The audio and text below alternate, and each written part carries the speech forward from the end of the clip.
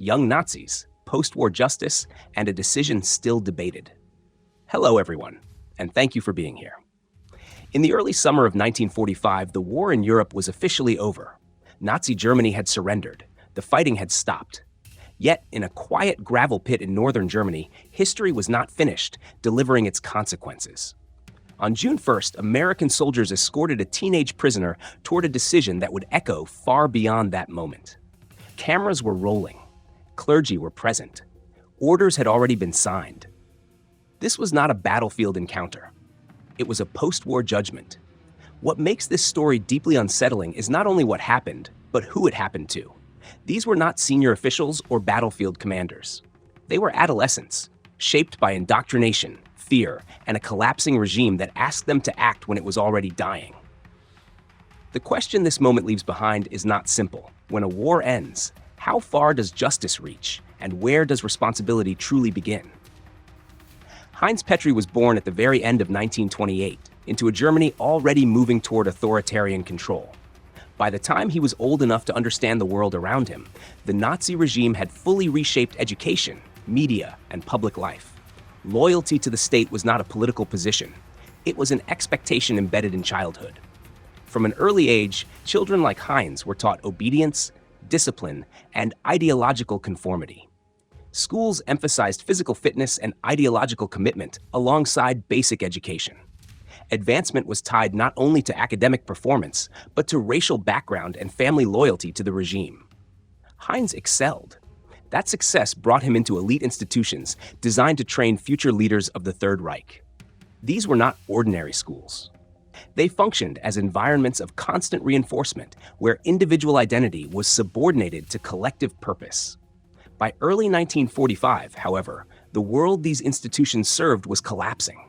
Allied forces were advancing rapidly from both east and west. German leadership understood that defeat was inevitable, even if it refused to publicly admit it. In that moment of desperation, the regime turned to unconventional measures. Secret resistance units were organized with the goal of disrupting occupying forces after the surrender.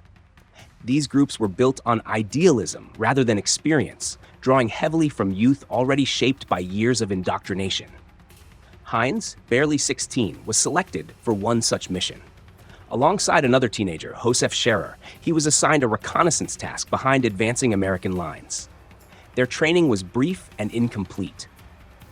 The urgency of the moment left little time to prepare them for the reality of operating in hostile territory. What mattered more than competence was symbolism. The regime needed proof that resistance still existed, even if only in fragments. Dressed as civilians, the two teenagers crossed into areas controlled by American forces. Within days, they were discovered and detained. Their lack of experience made concealment difficult. Interrogation quickly revealed the purpose of their mission. This detail, operating out of uniform, proved decisive. Under the laws of war as interpreted at the time, espionage conducted without uniformed status carried severe consequences. Their age did not exempt them from that classification. A military tribunal convened to review the case. The proceedings were brief. The context extended beyond the two teenagers themselves. Allied commanders were deeply concerned about the potential spread of underground resistance. Recent incidents had demonstrated that isolated attacks could still occur. In this atmosphere, the decision was made not only to punish, but to deter. The tribunal issued a death sentence. Appeals were submitted. Clemency was requested. Each appeal was reviewed and rejected. The justification was framed not in personal terms, but in strategic ones. The goal was to eliminate any illusion that post-war resistance would be tolerated. The execution was scheduled weeks after Germany's surrender. By then, the fighting had ended, but the occupation was still fragile. Stability depended on compliance. On the morning of June 1st, 1945, Heinz was led to the execution site. A military chaplain accompanied him. Photographers and film crews documented the event. This was intentional. The footage was meant to circulate. In his final hours, Heinz wrote a letter to his family. In it, he expressed hope that his actions would be understood within the context of loyalty to his homeland, rather than allegiance to a collapsing regime. He urged his family not to feel shame. The words reflected the worldview he had been raised within, a worldview that had not prepared him for defeat, nor for moral ambiguity. The executions were carried out sequentially. Each followed procedure. Afterward, the bodies were removed and buried locally. The process was efficient, restrained, and deeply unsettling.